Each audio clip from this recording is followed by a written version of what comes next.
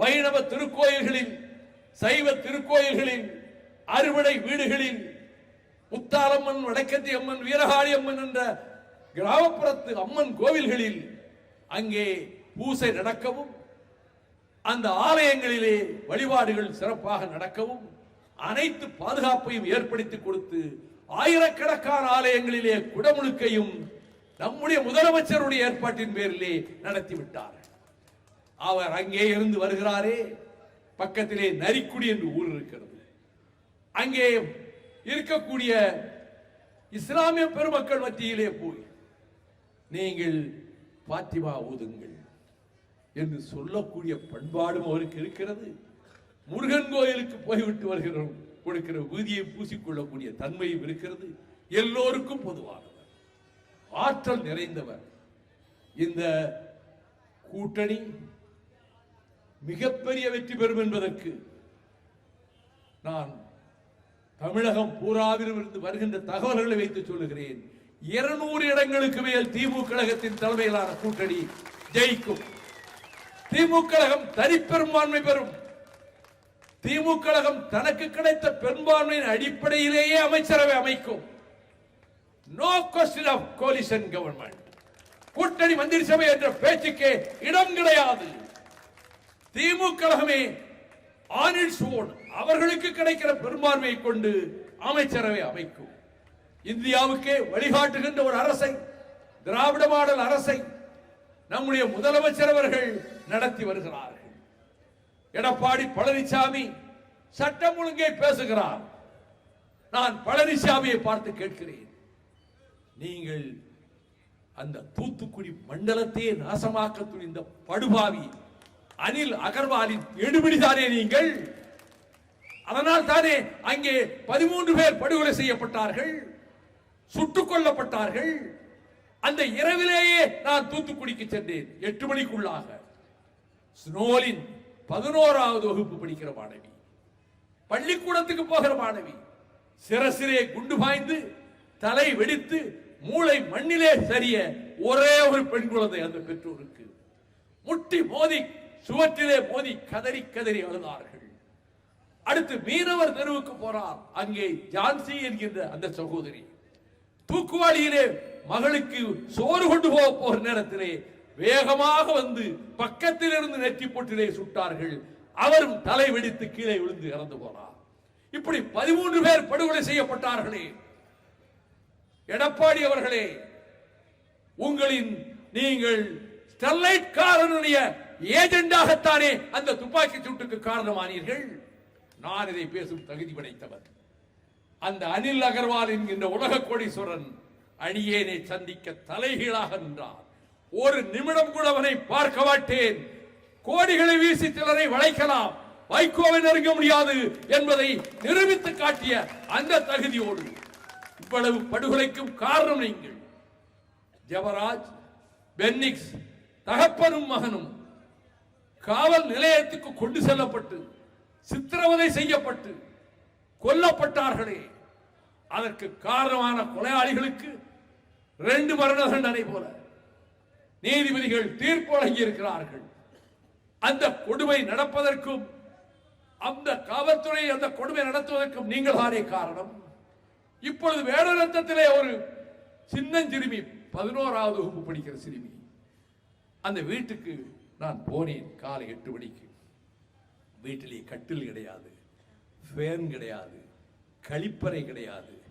2 பெண் பிள்ளைகள். இவள் பரீட்சைக்கு படித்துக் கொண்டிருந்தவள் இயற்கை உபாதைக்காக வெளியே போகிறாள். இரவு 10 மணி வரை வரவில்லை. பதறி போன தாய் தகப்பன் போலீஸ் ஸ்டேஷனுக்கு போன போது இப்பொழுது ஒன்றும் புகாரை பதிவு செய்ய முடியாது, காலையில் வாருங்கள் என்று சொல்ல, காலையில் போன போது நீங்கள் விளாத்திக்குளம் ஸ்டேஷனுக்கு செல்லுங்கள் என்று சொல்ல, விளாத்திக்குளத்துக்கு போன போது நீங்கள் குளத்தூருக்கு போங்கள் என்று சொல்ல, ஐயோ அங்கும் இங்குமாக நெஞ்சம் பதற அலைந்து கடைசியில் புதரிலே அலங்கோலமான நிலையிலே ஆடைகளற்ற நிலையிலே படுகொலை கற்பழிக்க நாசமாக்கப்பட்டு பாலியல் துன்புறுத்தலுக்கு ஆளாக்கப்பட்டு கொலை செய்யப்பட்டு கிடந்தாள் அந்த சிறுமி. அந்த வீட்டிலே சாயங்காலம் 4 மணி வரையில் நான் இருந்தேன். 3 நாட்களாக அந்த தாய் தந்தை சாப்பிடவில்லை. என்பதை நான் உணர்ந்தேன். நான் கடைசியாக அம்மா 2 பேரும் இப்படியே இருந்தா எப்படி, இந்த பழச்சாறையாவது சாப்பிடுங்க வற்புறுத்தி 2 பேருக்கும் பழச்சாறு கொடுத்து விட்டு அந்த வேதனையை பகிர்ந்து கொண்டுதான் நான் வந்தேன். 24 மணி நேரத்துக்குள் காவல்துறை 7 பேரை கைது செய்தது. உண்மையான கொலைகாரனை சரியாக ஆவணங்களோடு கண்டறிய வேண்டும் என்றுதான் சில நாட்களாயின. கொலை அந்த படுகொலையை செய்த பாதகன் யார் தெரியுமா? ஏற்கனவே 2 சிறுமிகளை இப்படி நாசமாக்கி படுகொலை செய்த கொடியவன் எப்படி ஜாமீனில் வர முடிந்தது? நீதியரசர்களே, இப்படிப்பட்ட கொலைகாரர்களுக்கு நீங்கள் எதற்காக ஜாமீன் கொடுக்கிறீர்கள்? நீங்கள் புத்திமதி சொல்லுகிறீர்கள் எங்களை போன்ற அரசியல்வாதிகளுக்கு. நான் நீதிபதிகளுக்கு சொல்வேன், இப்படிப்பட்ட கொடூரமானவர்களுக்கு எதற்காக ஜாமீன்? நான் மலரப் போகிற திராவிட முன்னேற்ற கழக ஆட்சியின் முதலமைச்சர் அவர்களுக்கு வேண்டுகோள் வைக்கிறேன். புதிய சட்டம் கொண்டு வாருங்கள்.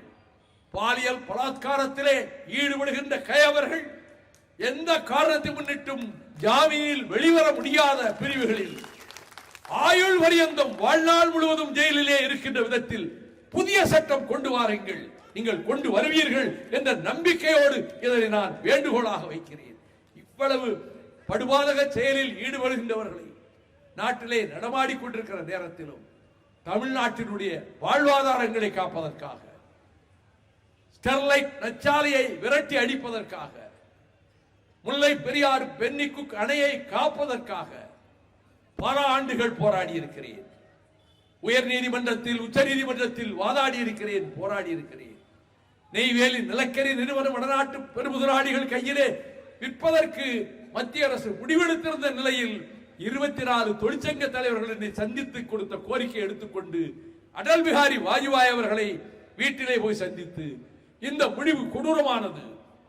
காமராஜர் காலத்தில் பண்டித நேருவால் தொடங்கப்பட்ட என்எல்சி, அது இந்தியாவுக்கே அதிக வருமானத்தை கொடுக்கிற நெய்வேலி நிறுவனம்.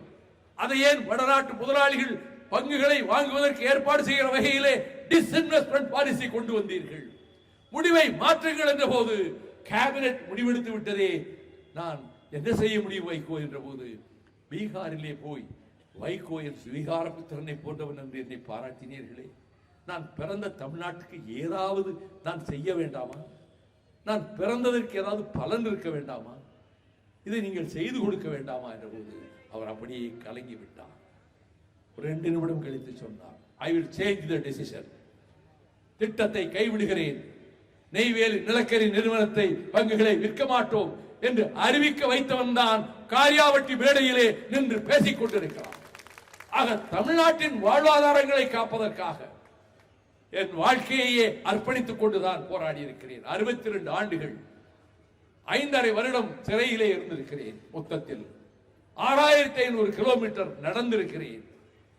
தமிழ்நாட்டு மக்களினுடைய நலனுக்கு பாடுபடுகிற உணர்வோடுதான் இந்த தமிழகத்தை மேலும் ஏற்றம் வர செய்யவும், இதனுடைய கேடுகளை களையவும், ஒளிமயமான எதிர்காலத்தை இந்த தமிழ்நாட்டுக்கு ஏற்படுத்தி கொடுக்கவும் அத்தனைக்கும் ஆயத்தமாக இருக்கின்ற தகுதி வாய்ந்த ஒரே தலைவர் தான் இன்றைய முதலமைச்சர் தளபதி மு.க. ஸ்டாலின் அவர்கள் என்ற உணர்வோடு அவரது குற்றம் வாழ்க, அவரது குற்றம் தொடர்க, அவரது ஆட்சி தொடர்க, மலரும் ஆட்சி, மலரப்போகும் ஆட்சி அவருடைய ஆட்சி, திராவிட மாடல் நல்லாட்சி, திமுக தலைமையிலான ஆட்சி. அந்த ஆட்சியிலே, அந்த அமைச்சரவையிலே அங்கம் வகிக்க போகிற ஆர்வீர் சகோதரன் தங்கம்